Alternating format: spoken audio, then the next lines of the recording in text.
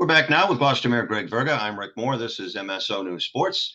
Mr. Mayor, welcome, and I guess happy spring as we're about to endure another major storm.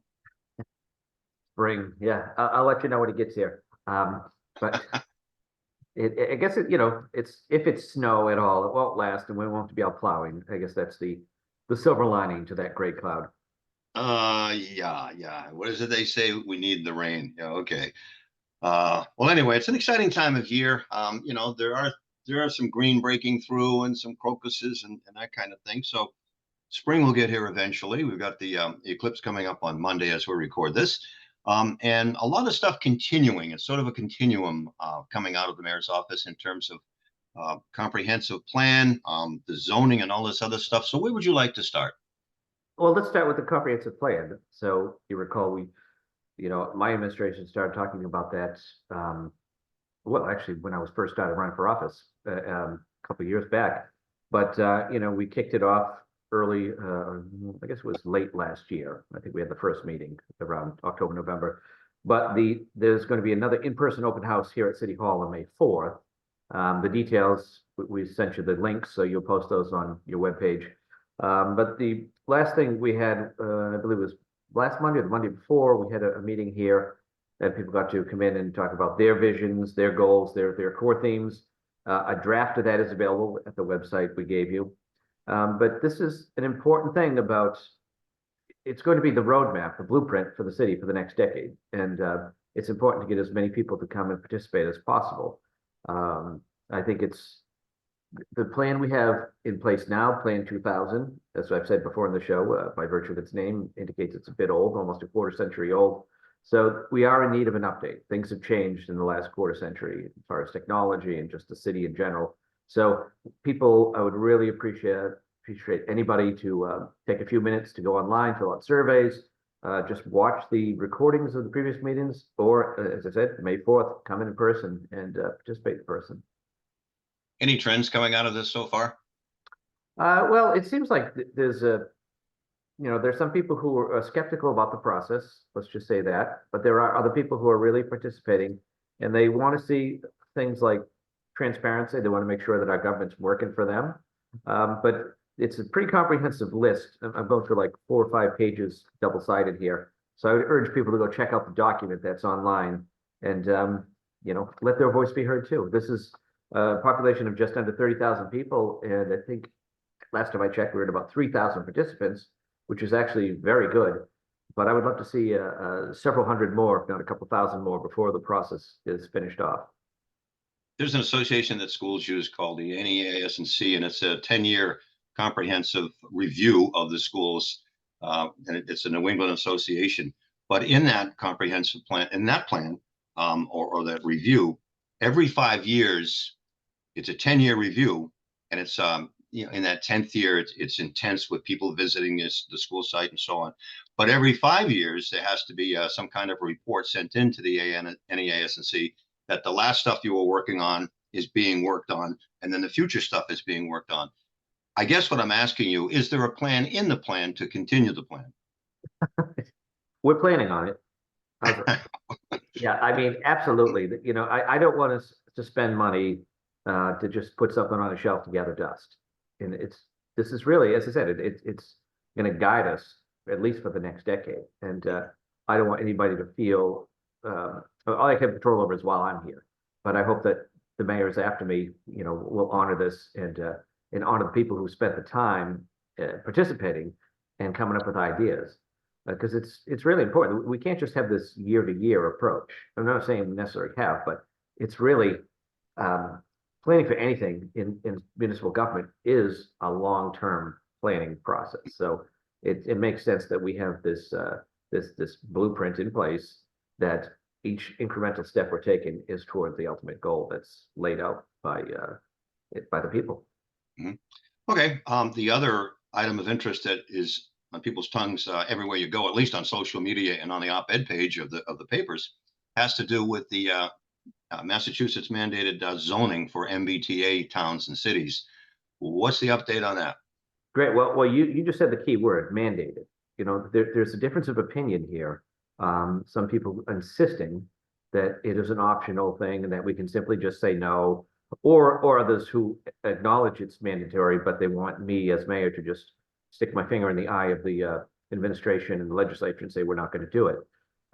We saw what happened with the town of Milton. They passed it at town meeting, and some of the opposition got it on the ballot, and it was overturned. And now they're being sued by the Attorney General, which is what the Attorney General said she was going to do if people did not comply. And this, I'm getting emails from people who are urging me to just say no and to lead my constituents like a real leader. But I led during the campaign when I said I would work to comply with this mandatory this law.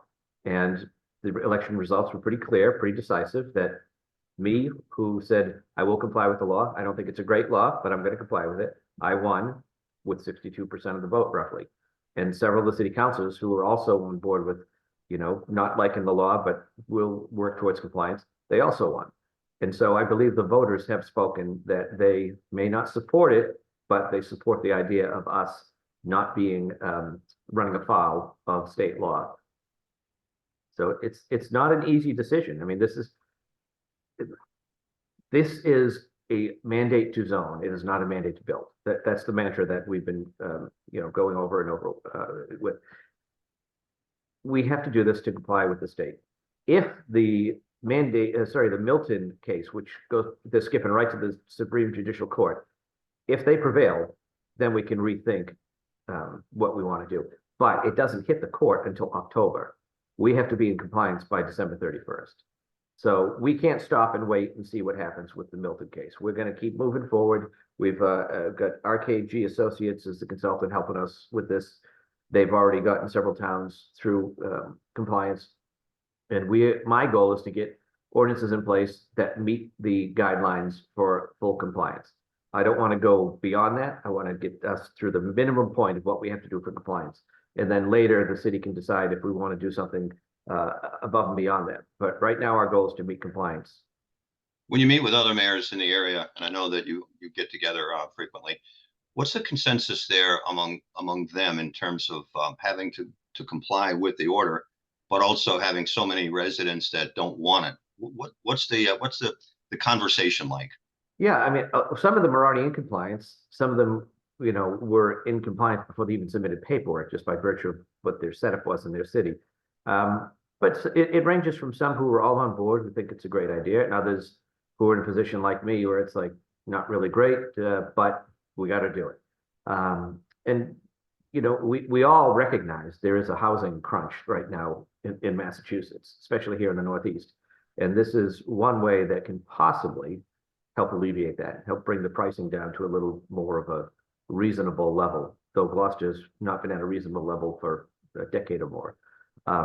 But it goes right to those who are in opposition, go right to, this is a gift for the developers. The developers are going to come in and just, put up Halyard type buildings all over the city, which is not true, because most of the zoning that's in place now, you still have to meet the setbacks, height restrictions. All those are still in place, and people will still have to get permitting for that. This is just by right to add the second unit or the third unit or things like that. But we've got to do something. We can't just say it's too expensive here, my kids can't afford to live here, and then in the next breath say, but don't change anything. We have to find creative ways. And I'll say, this is one thing I've been talking about the multifamily adding. It's unlikely developers in this market where a single family house is going to cost you, regardless of where you are in the city of Gloucester, around $600,000. No one's going to buy, say for instance, your mother's old house in Exchange Street for $600,000, only to tear it down to build a 3-family, hoping they're going to make, a mint off of 3 condominiums. But somebody living there might want to add a second unit for their kids who can't afford a place, or for their parents so they can age in place at home. That's the more likely scenario. So again, this is not a mandate to build. It is a mandate to zone. It is not like once this passes, we're going to have the vocational school come down and start building houses all over the place, or that the state of Massachusetts is going to send teams of contractors in. But we have to be sure that what we put forward with the zoning that's compliant, also to the best of our ability, meets the desires of the population here.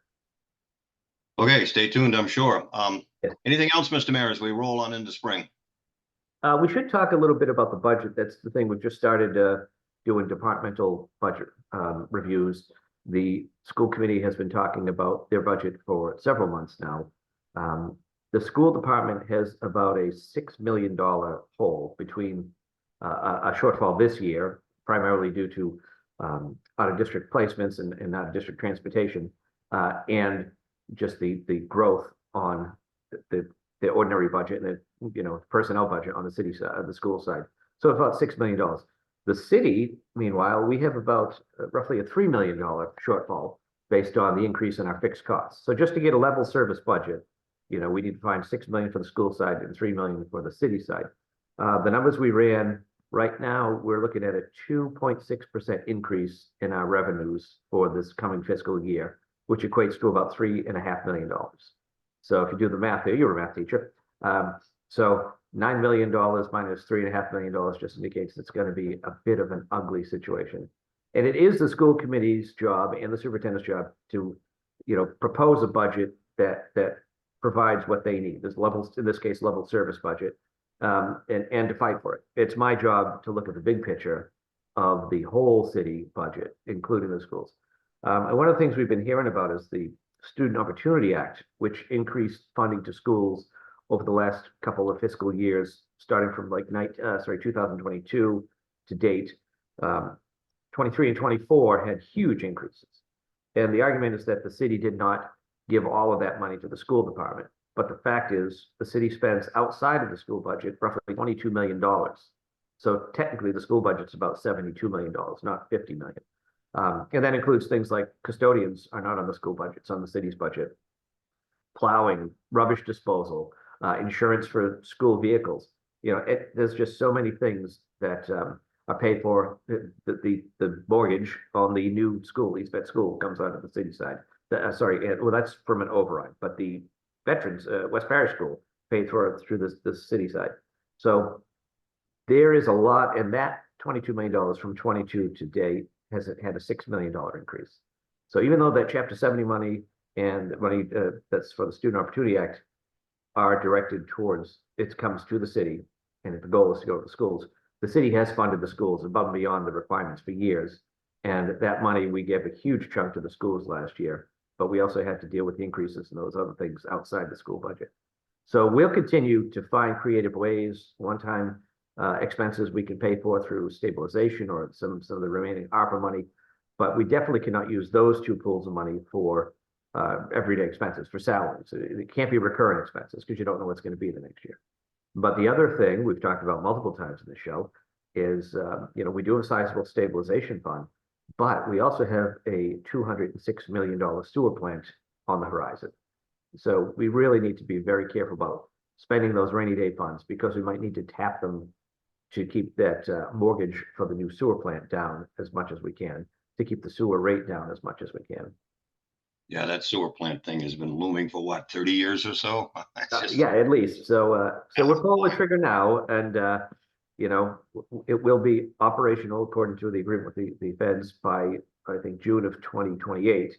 But we are full steam ahead in terms of design and still looking for money. You saw recently through a federal delegation, we got $3 million. Last year, we got $2 million. So between the ARPA money I put in, 10 million, and the money from the feds, and some from our state rep and senator, we've got about maybe $15.5 million off of that 206. So another 189 to go, but we are in constant conversation with Senators Warren and Markey, Rep. Seth Moulton, and Margaret Fronte and Bruce Tarr to see what we can do creatively to help fund this thing. Finally, Mr. Mayor, what is the next step in the budget process? Okay, so we're doing our internal reviews. The school committee will, now that we've given them a number, that there should be at our next meeting a proposal from the superintendent. We will have we'll hand it over to the city council. I don't know the exact date, sometime early May. And then they will start to do their reviews at their budget finance subcommittee of all the departments, including the school department. And then they will actually take the votes on the budget department by department.